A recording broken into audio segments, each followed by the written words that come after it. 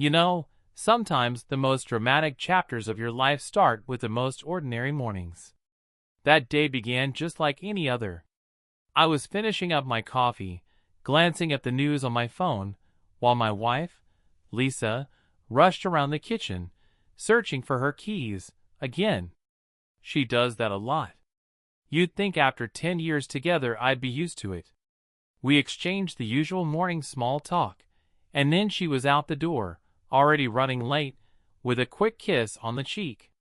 The door closed, her perfume still hanging in the air, and I just sat there for a moment, enjoying the quiet. That's when I heard her phone buzz on the kitchen table. I called out her name out of habit, even though I knew she was already halfway to the car. Typical. Lisa's not just forgetful, she's also, well, let's say she guards her phone like it's the nuclear launch codes. If she leaves it anywhere, it's usually glued to her hand within 60 seconds. So, there it was, her phone, buzzing again. I glanced at it, more amused than suspicious. I figured I'd text her from my phone and let her know she'd left it. I wasn't planning to snoop, honest. But then the screen lit up, and a notification popped up. No name, just a number. And the message preview? It read, "Boss is still nervous. You have the video, right?" I'll be real with you. I froze. Something in my gut went cold, and it wasn't the leftover coffee. You know that moment when your mind tries to convince you it's nothing? I wanted to believe it was just some boring work drama. But then another message flashed. "Don't forget to save the file. We need leverage tonight." Well, hell. That's not exactly an innocent group chat about cat videos. I just sat there for a few seconds, my heart thumping like I'd run a marathon. My logical brain told me to ignore it, to leave the phone where it was. But curiosity, mixed with something else, something sharper, got the better of me. So I picked it up, just to see if maybe, somehow, this was all one big misunderstanding. Just to see if my wife had suddenly taken up a new hobby in amateur filmmaking. Right. And that was the first morning I realized maybe I was about to learn more about my wife than I'd ever planned on. Okay, so here's the thing. I'd like to say I was above snooping. I'd like to say I put her phone right back down and went about my day like some Zen monk. But after seeing those notifications, I think any sane person would have at least peeked. I hesitated, thumb hovering over the screen. Another message pinged in. This time, it was a video file, just a thumbnail, but enough to make my stomach knot up. The preview showed Lisa, my wife, sitting in a dimly lit room. Next to her, a man I'd never seen before, grinning at the camera. I told myself not to do it. But curiosity and dread teamed up, and I tapped play. What I saw, well, that's the kind of thing you don't unsee. There they were, Lisa and this stranger, side by side, looking straight at the camera. The tone was light, almost playful. But their words? Not so light. The video started with Lisa's voice. "We just want to make sure you keep your promise. You know what's at stake." Then the man leaned forward, smiling like a snake. "Send the money, or everyone finds out what you did." And there it was, a clear, unmistakable blackmail threat. Not a Hollywood movie, not some bad joke. My wife, with a man who was definitely not me, threatening someone for money or God knows what.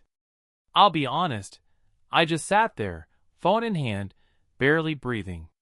You ever have a moment when your world just sort of tilts? Like gravity's changed and suddenly you can't trust what you thought was real? That was me right then. For a moment, I wondered if this was some kind of twisted prank. But her voice, her body language, the look in her eyes, it was all real. All too real.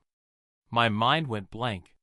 Shock, disbelief, a kind of cold anger, everything all at once. I wanted to confront her right then. March out the door, drive to her office, demand answers. But instead, I did something even harder. I put the phone down, took a deep breath, wiped every emotion off my face. When Lisa came rushing back 20 minutes later, out of breath and apologizing for forgetting her entire life, on the kitchen table, I handed her the phone and gave her the same smile I always did. She kissed me on the cheek, thanked me, and ran back out, none the wiser. Inside, though, my mind was racing. One thing was clear. I wasn't dealing with some ordinary mistake or a harmless little secret. No. I'd just stumbled into a mess so much bigger and darker than I could have ever imagined. And for the first time in years, I realized I couldn't trust the person I'd built my whole life around. I'll tell you this, there are moments in life where you can either blow everything up in a fit of rage, or you can slow down, breathe, and actually think. After seeing that video, I wanted to scream, throw her phone through the window, demand explanations, maybe even cry. Instead, I went the opposite direction. I decided to play dumb. Yeah, maybe it was cowardly, maybe it was smart. I honestly don't know. What I do know is that storming in and shouting, "Gotcha!" rarely works out well, at least not for guys like me. Besides, it felt like there was more to the story, and if I was going to get answers, I needed to gather some facts first. So I became an actor in my own house. Every smile, every casual, "How was your day?" was now a performance. Lisa didn't seem to notice. She was distracted, checking her phone every few minutes, looking at me with that same practiced warmth I'd always trusted. Now I saw it for what it was, a mask. The first step was observation. Who was the man in the video? What was their connection? How long had this been going on? Most importantly, who were they blackmailing and for what? All big questions, all spinning in my head as I nodded and listened to Lisa talk about her day as if she wasn't a walking, talking plot twist. Over the next few days, I noticed patterns. She started taking more calls in private, stepping out into the yard for work emergencies, coming back in a little too chipper. There were new numbers in her call log, initials instead of names. I didn't snoop, at least not right away. I wanted her to think I was just as oblivious as before. But it wasn't easy. Every time I looked at her, I saw that video, that voice, that threat. The person I married, now suddenly a stranger. Still, I kept up the act. I cooked dinner. I laughed at her stories. I played the part of the husband who didn't have a care in the world. And honestly, that might have been the hardest thing I've ever done. Meanwhile, I started collecting information, quietly.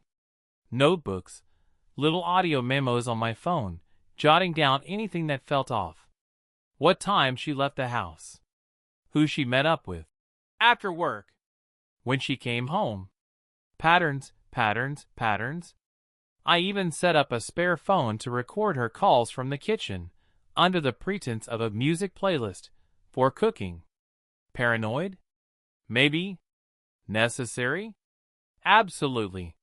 One night, while she was out with coworkers, I opened our laptop. Her browser history wasn't wiped.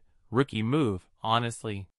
There were searches for encrypted file sharing, secure transfers, and this is what really got my heart racing.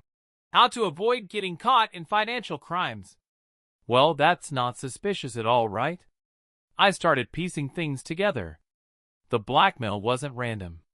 It was organized, planned. And Lisa wasn't just a bystander. She was right in the thick of it. Her lover, I still couldn't say that word in my head without wincing, was involved too. There were receipts for restaurant dinners, meetings at hotels, payments to strange names. And all of it, as far as I could see, led back to one target, a local businessman, some middle-aged guy with a reputation for being tough but fair. I'd heard Lisa mention him once or twice, but never like this. I had options at this point. Go to the police, sure. But then what? What if I didn't have enough? What if I was accused of snooping, or worse? And let's be honest, would the cops actually do anything right away? I needed real proof. Something undeniable. Something that would protect me if this went sideways. So I kept watching. I started following Lisa's schedule more closely. If she said she had a meeting at 7, I'd find an excuse to drive by the place and see if she was actually there. Twice, I caught her lying about her location. Once, she was at a coffee shop downtown, not at the client's office like she claimed. Another time, she was parked outside the same hotel from the video. Both times, she was with the same man. The second time, I stayed in my car across the street. I watched them laugh, exchange papers, check their phones. No embrace, nothing intimate, just business. But the tension was obvious. These two were partners in crime, in every sense of the word. Back at home, Lisa was more attentive than usual. She'd bring me coffee in the morning, ask about my work, compliment me on my cooking. The guilt, I guessed, was starting to eat at her. Or maybe she was just trying to keep me distracted. Either way, I wasn't biting. I started documenting everything. Times, dates, locations, even snippets of overheard conversations. I created a backup drive, password protected, hidden in the cloud. If anything happened to me, or if things went south, someone would find it. No way was I going to be the clueless husband who ended up on the news as a tragic victim. I'll be honest, there were nights I barely slept. I kept thinking, what if I'm wrong? What if this is all some massive misunderstanding, and I'm the crazy one? But then I'd remember the video, her voice, the threat, and I'd double down. This went on for nearly 2 weeks. Every day, I learned something new, some little clue that made the picture clearer and scarier. Lisa and her partner were in deep. Real money was involved. Real threats were being made. Eventually, I realized I couldn't keep this up forever. The time for pretending was running out. I needed something big. Something that would end it, once and for all. So I started planning. But for now, I kept playing my role. Smiling, listening, pretending I didn't know a thing. And all the while, building my own case, piece by piece, waiting for the moment to strike. Because sometimes, the best move isn't confrontation, it's control. And I was done being the pawn. Now it was time to play chess. If you've ever played poker, you know the value of a straight face. That's exactly what I became, a living, breathing poker face. Every word, every look, every cup of morning coffee, I kept it normal. Lisa had no idea. Or maybe she suspected, but not enough to break her act. But behind the curtain, I was working overtime. I started carrying a little notebook, something I could slip into my pocket, jot down times, names, whatever. It wasn't paranoia, it was survival. I wanted facts, not feelings. Lisa and her business partner, let's call him Greg, kept up their charade. Most days, she'd have a reason to step outside for a call, or take her laptop into the guest room for a Zoom meeting. Sometimes, I'd catch the tail end of a sentence as I passed the hallway. You know what the weirdest thing is? When you realize your spouse is lying to you in your own house, every noise and whisper turns into a clue. I started to keep track. Thursday, Lisa left the house at 6:40 p.m., claimed she was headed to a networking dinner. She came home at 11:15, smelling like hotel soap and overpriced wine. Friday, Greg's number popped up on her caller ID, but she swiped it away when she noticed me watching. I learned to move quietly. Sometimes, if I heard her on the phone in the kitchen, I'd forget something and double back for it. Once, I walked in just as she said, "No, he doesn't suspect a thing." I had to bite my tongue not to laugh. The irony, right? I used my phone to record bits of conversation. Nothing obvious, just audio from the next room, a casual voice memo running while I listened to music. Did it feel wrong? Of course. But not as wrong as what she and Greg were doing. I also started watching Lisa's patterns. She started locking her laptop, password protecting her phone, extra careful, but not careful enough. Sometimes I'd find a hotel receipt in the trash, or a text she'd have deleted. Sloppy, really. I snapped pictures of everything questionable, and saved them to a hidden folder on my own device.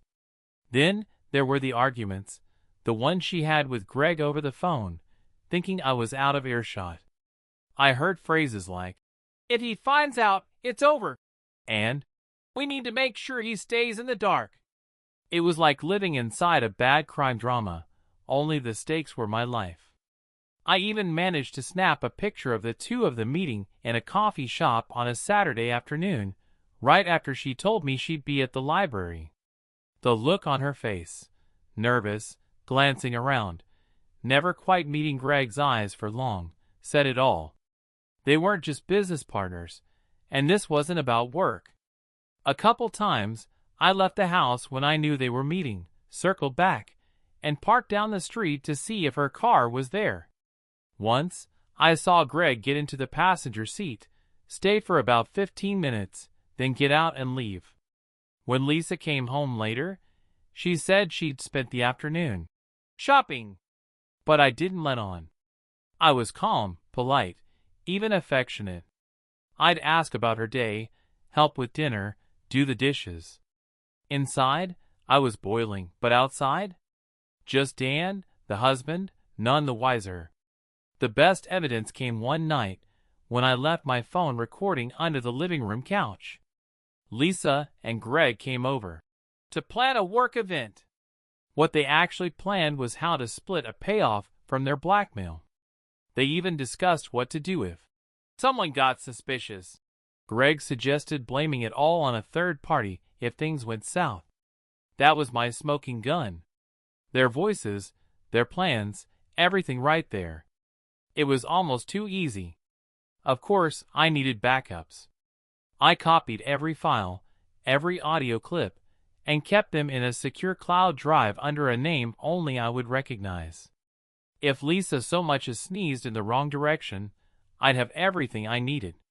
But I didn't rush. Not yet. There was still a bigger picture to see, and the more I learned, the less I trusted my own judgment. Was she dangerous? Would Greg try to threaten me if he found out? I had to be careful, for my sake and for everyone else's. The next step was obvious. I started reading up on the guy they were blackmailing. Turns out, he wasn't some harmless office drone. He was a local big shot, with plenty of skeletons in his closet. Maybe that's why Lisa and Greg picked him. Maybe they thought he'd never go to the police. But now, the question was, what do I do with all this? Burst in and confront them? Call the cops? I kept my mouth shut and my eyes open. And every time I sat at the dinner table, across from Lisa, pretending to care about her. Work drama. I was thinking one thing. Just a little longer. Wait for the perfect moment. Because if you're going to play with fire, you better make sure you're the one holding the extinguisher. And trust me, I was ready to call the flames down on both of them, just as soon as I had everything lined up. It's one thing to stumble onto a secret. It's another to live inside it, every hour, every conversation, every meal. That's where I found myself. Like I'd wandered into a play, and now I had to keep acting until the final curtain. Lisa and Greg weren't getting careless. If anything, they got bolder. Maybe they believed I really was clueless. Or maybe they just convinced themselves they were untouchable. Either way, their whole act became less about hiding and more about planning, money, threats, pressure. That's when I realized this wasn't just a one-off shakedown. They were deep in the game, and they were playing for keeps. The language they used changed, too. It started with vague words. The arrangement, the transfer, our little project. But as the weeks dragged on, the mask slipped.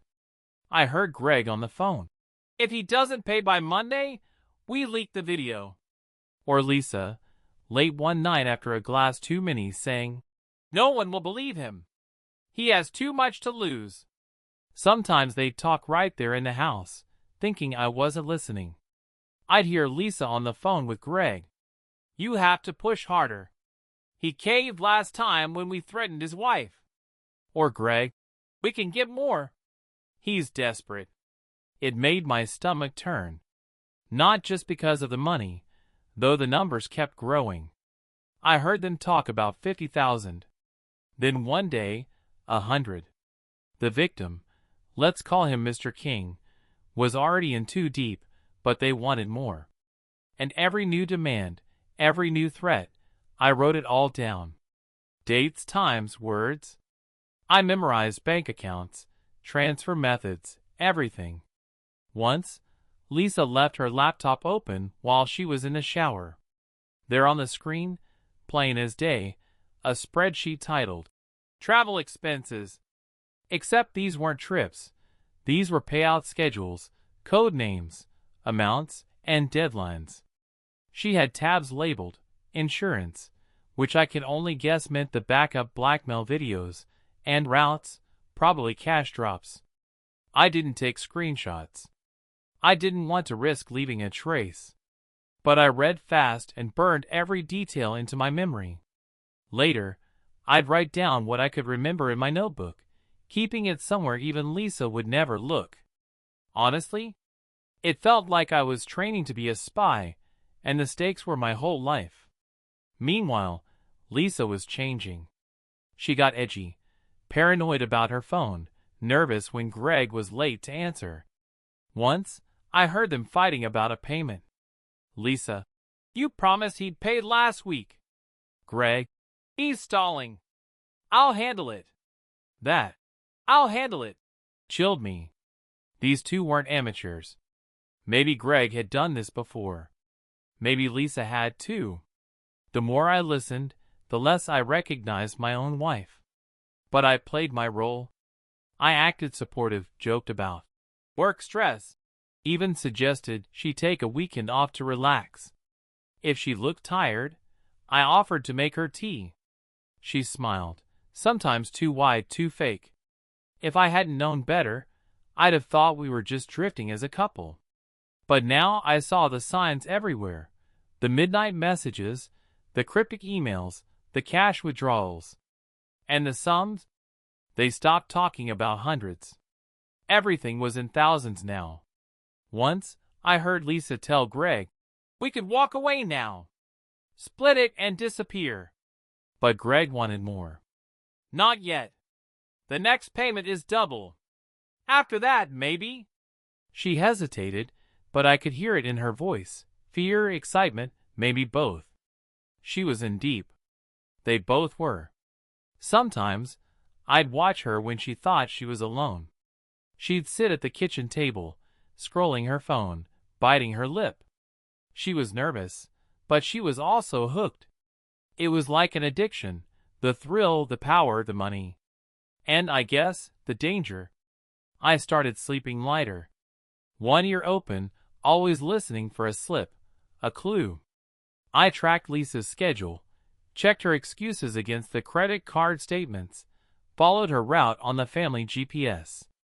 When she lied about working late, I knew exactly where she was, and who she was with. All the while, I kept collecting evidence. Not just for the police, not just for some big reveal. No, I needed it for myself, to remind me I wasn't crazy, that this was really happening. The woman I married was now a criminal, and her partner was just as bad. Funny thing is, I started feeling almost calm about it. Like I'd crossed a line, too. No more denial, no more hope she'd come clean. Now it was a chess game, and I was finally seeing the board. And still I waited. Because the bigger the risk they took, the harder they'd fall. All I had to do was let them keep talking, keep scheming, keep believing they were in control. And when the time came, I'd have everything I needed. Dates, places, voices, numbers. No room for doubt. No room for mercy. All that remained was to let them dig their own grave. One phone call, one bank transfer, one whispered threat at a time. And I was there, notebook in hand, ready to finish the story. There's a strange moment, right in the middle of a nightmare, where you stop being scared and just start watching. Like the horror is so unreal, your brain goes numb and you become a spectator in your own life. That's exactly how I felt the day I managed to come face to face with the man my wife and her lover were blackmailing. Let's call him Mr. King, a man I'd only heard about in coded whispers and desperate phone calls. I'd seen his name in Lisa's notes. Once or twice caught a glimpse of his email address or initials, always in connection with transfers, deadlines, and veiled threats. But until that day, he was just a shadow in someone else's story. I didn't engineer the meeting. It was luck, mostly, mixed with a little calculated risk. The company where Lisa worked was big, but the circles were tight. I'd made a point to attend one of their open networking events, not for business, but because I'd found out Mr. King would be there, giving some bland talk about leadership in the digital age. Ironically fitting, I thought, for a man under digital siege. I arrived early, trying to look like just another bored spouse tagging along. The room buzzed with small talk and free coffee, everyone smiling, those professional. Nothing to see here smiles. When Mr. King entered, you could feel the temperature drop. He looked like someone who hadn't slept in weeks, sharp suit, tired eyes, checking his phone every 3 minutes. Fear is easy to spot if you know what you're looking for. He mingled with a few department heads, never really laughing, always glancing over his shoulder. When his speech ended, most people made a beeline for the snacks, but I hovered nearby. Close enough to overhear, but not close enough to draw attention. Then, luck struck. Lisa's lover, Greg, called Mr. King over for a private word in a quieter corner. I edged closer, pretending to scroll through emails on my phone. Their voices dropped low, but I caught enough. Greg said, "You know what happens if you stall, right?" Mr. King's reply was almost a whisper. "I paid. I just need more time. My family—" Greg cut him off. "The deadline is clear. Don't test us." That's when I saw Mr. King's hand shaking. He glanced up, eyes darting around the room, desperate for help he couldn't ask for. I kept my head down, blending into the scenery, but I caught his eyes for a second. There was fear there, real raw fear. I wanted to reach out, to say something, to warn him that I wasn't part of the scam. But I knew if I did, I'd blow my own cover. And I wasn't ready for that yet. Not until I had everything I needed. Greg walked away, smug, phone already out, probably texting Lisa. Mr. King sagged against the wall, looking about 10 years older. I waited, giving it a minute, then wandered over under the pretense of picking up a business card from the table. He looked up, startled. For a split second, I thought he recognized something in me, maybe the same misery, the same hunted look. But he just nodded, pocketed the card, and hurried off. I watched him go, my mind spinning with what I'd heard. There was no doubt now. The scheme was real, the stakes were huge, and Mr. King was hanging on by a thread. He was trapped, and I was the only one in the room who knew just how far the web stretched. All I could do was listen. Record everything in my head, tone, words, the look in Mr. King's eyes. I didn't know if I could help him. I didn't even know if he'd trust me if I tried. But I knew one thing. I was done sitting on the sidelines. From that day forward, it wasn't just about Lisa and Greg anymore. It was about justice for every person they'd hurt, and making sure no one else ever fell into their trap again. So I slipped out quietly, unnoticed, with a new fire burning in my chest. because now I had seen the victim's fear up close, and I was going to make sure it ended with me. There's a certain tension that creeps into a house when someone's hiding something. It's like an electrical charge in the air, silent, invisible, but sharp enough to sting if you get too close. That's exactly what it felt like in our home after I'd gotten close to the truth. Lisa started changing. At first, it was little things: an extra cup of coffee in the evening, more glances at her phone, an odd twitch in her jaw when I asked how her day was. She'd laugh too loudly at nothing. She'd linger by the windows, as if expecting someone to pull up in the driveway. When she cooked, she'd forget the salt or burn the toast, and then apologize 3 times in a row. She wasn't just nervous. She was on edge, every muscle tight as a spring. And me? I became the model of casual, suburban husband. I smiled at her jokes, complimented her dinners, even when they were half-burnt. I put my phone down during meals, acted genuinely interested when she told me about her work stress. You know, the kind that makes you triple-check your phone and jump at every notification. The more relaxed I seemed, the more paranoid she got. One night, as we sat watching some mindless show, she turned to me, eyes wide, voice tight. "Dan, is everything okay with you lately? You seem different." I shrugged, feigning surprise. "Me? No, same old. Just trying to keep up at work, that's all." "Why?" She stared at me, searching my face for cracks. I held her gaze, let her see only calm, mild confusion. "I don't know," she said slowly. "You just seem quieter, I guess." I gave her a tired grin. "Maybe I'm getting old," I joked. "Or maybe you're finally rubbing off on me." She forced a laugh, but I could see the suspicion churning behind her smile. From that point on, her routines got erratic. She checked her phone in the middle of the night. She started locking it again, like that would help. She set up new passwords, asked if I'd seen her charger, or if I'd noticed anything strange in the house. The irony wasn't lost on me. There was one moment I almost lost my cool. She came home unexpectedly early, caught me scribbling in my notebook. For a second, I thought she'd seen the list of dates, names, and amounts. But I flipped the page, yawned, and said, "Just doodling. Trying to keep my mind busy." Lisa hovered over me, searching for a tell. "You sure you're okay, Dan?"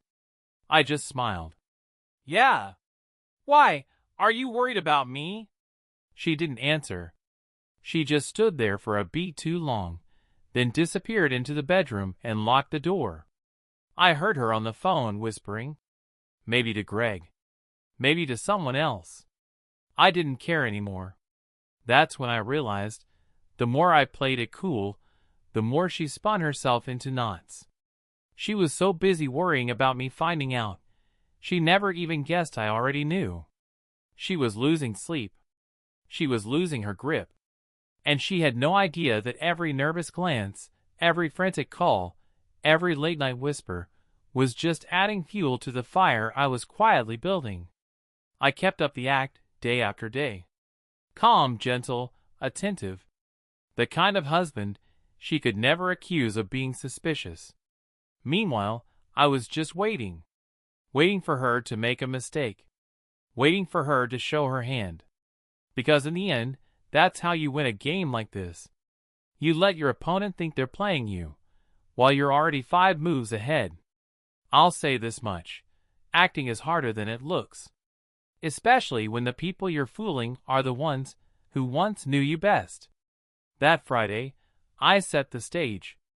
I wanted Lisa and her charming partner in crime, Greg, both present. "Let's just have dinner," I suggested in my calmest tone. "No accusations. I just want to understand what's been going on. Maybe we can fix things before they go off the rails." Lisa was wary. She hesitated, glancing at her phone before finally agreeing. Greg, when invited, played it cool. He probably thought I was clueless.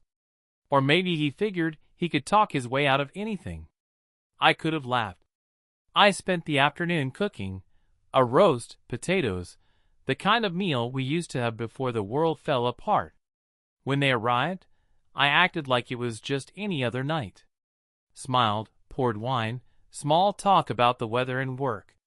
For a moment, you could almost believe we were just three old friends catching up. Inside, I was ice. Focused. Every gesture rehearsed. Every word calculated. We sat. I made a toast to clearing the air. Greg smirked. Lisa's hand shook a little as she sipped her glass. When we started eating, I steered the conversation gently toward recent stress. I said I'd noticed Lisa was struggling, that maybe there were things she felt she couldn't share. I made it sound like I was the one lost, confused, searching for answers.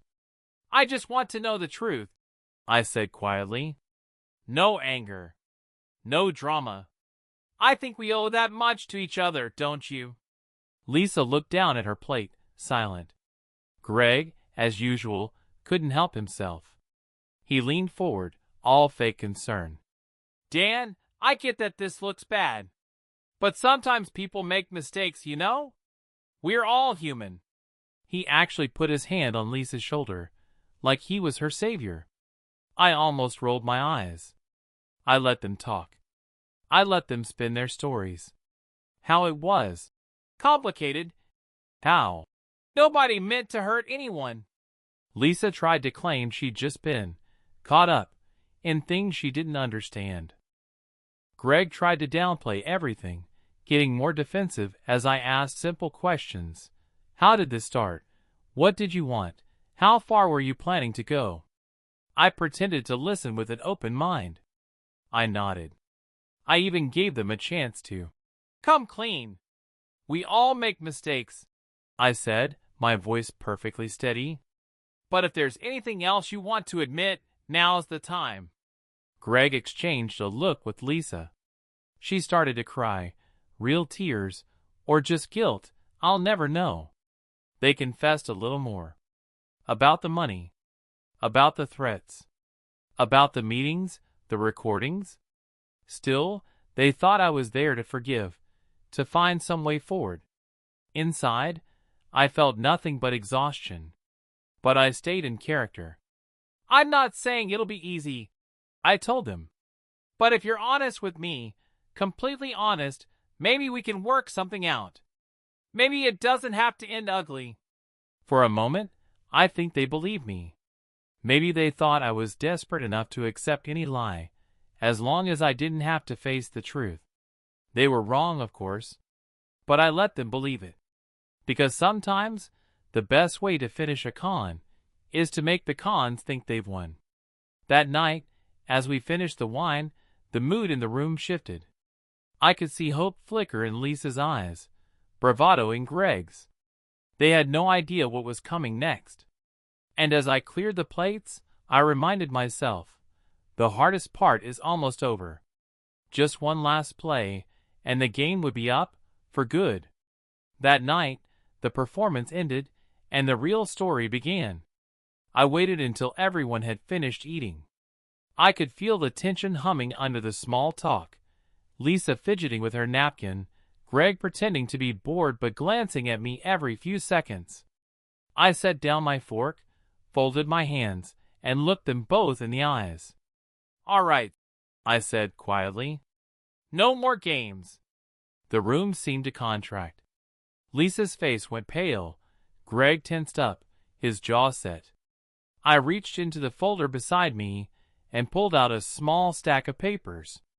You know, it's funny what you can learn if you just pay attention, I said, laying out copies of emails, text messages, and even stills from their own video. You two really thought you were clever. Blackmailing your boss, passing envelopes at the park, thinking no one noticed. But you left tracks everywhere. Lisa looked like she might faint. Greg just sneered, tried to bluster his way through it. You have nothing, he spat. This is just hearsay. Try to ruin us and you'll regret it. Oh, you're going to threaten me now, I replied, keeping my voice even.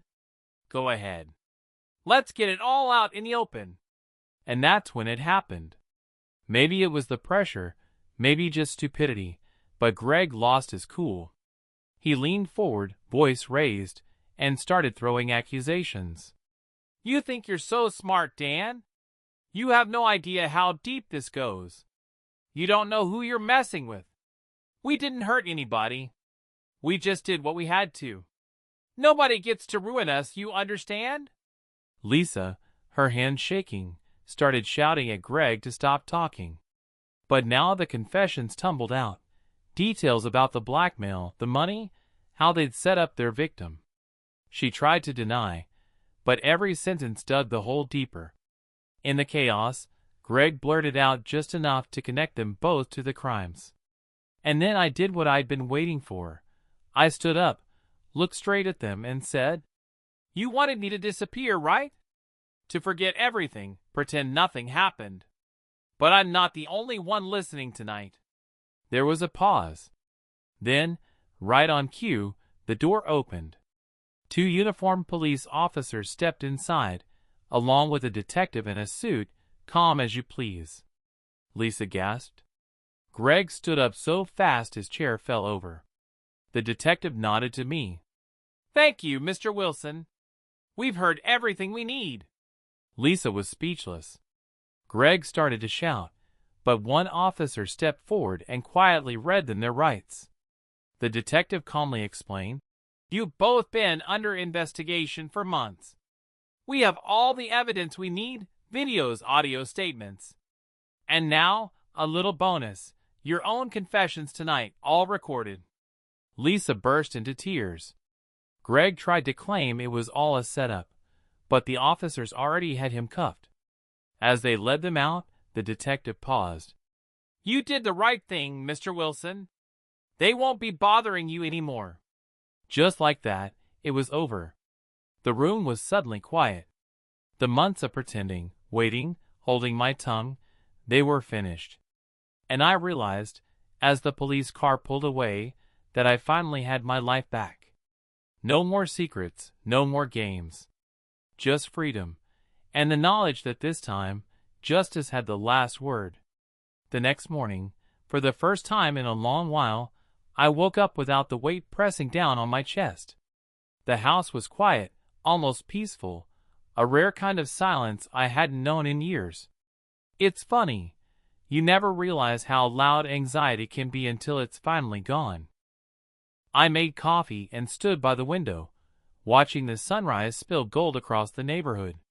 For a moment, I just stood there, breathing it all in, not thinking about Lisa, or Greg, or the police. Not worrying about what secret was about to crash through my front door. Just alive. You know the weirdest thing? I caught myself smiling, really smiling. Because it was over. The nightmare, the second guessing, the endless what ifs. No more acting, no more tiptoeing through my own home.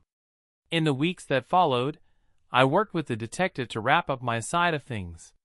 Gave my last statement, signed some papers, and got a simple answer. They're not coming back, Dan. It's done. Lisa's lawyer sent a letter, but I didn't even bother opening it. Whatever she had to say, it couldn't change the past, or touch my future. Greg, as far as I was concerned, was a ghost. Just a bad chapter, closed for good. And me? I started fresh. Got a new phone, changed a few locks, took a weekend trip just because I could. Even started running again. Not because I was chasing anything, but because I was finally free to move forward. People talk about turning the page. For me, it was more like tossing out the whole rotten book and starting a new one. No more secrets, no more looking over my shoulder. Just a clean slate, and a stubborn hope that better things were ahead. So yeah, I smiled. Because I knew I could trust myself again. And that's the best start I could ever ask for.